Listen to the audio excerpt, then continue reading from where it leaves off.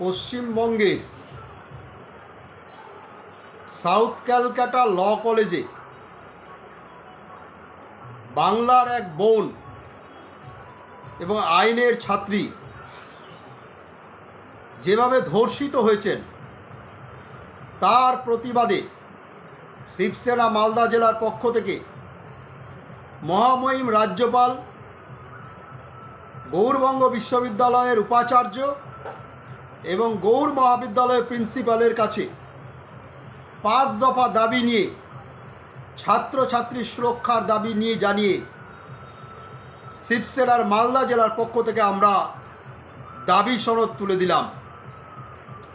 আমরা যে 5টি দাবি তুলেছি তার প্রথম হচ্ছে ছাত্রছাত্রীদের পরিচয়পত্র দেখে কলেজে প্রবেশের অধিকার দিতে হবে। শিক্ষাকর্মী এবং শিক্ষক ছাড়া অন্য কেউ যাতে কলেজ ক্যাম্পাসে ঢুকতে না পারে তার ব্যবস্থা করতে হবে। প্রিন্সিপালের রুমকে শাসক দলের নেতারা যেভাবে পার্টি অফিস করে ফেলেছে সেটা বন্ধ করতে হবে। কোনো বহিরাগত প্রাক্তন ছাত্র কোনো অবস্থাতেই কলেজ ক্যাম্পাসে ঢুকতে না পারে তার ব্যবস্থা করতে হবে। চতুর্থত, গার্জেন কিংবা প্রাক্তন ছাত্র অফিস পর্যন্ত যেতে পারে, তাও তবুও শর্তে সাপেক্ষে এবং উপযুক্ত প্রমাণ দিয়ে। এই 5 দফা দাবি নিয়ে আমরা তাদের চিঠি দিলাম।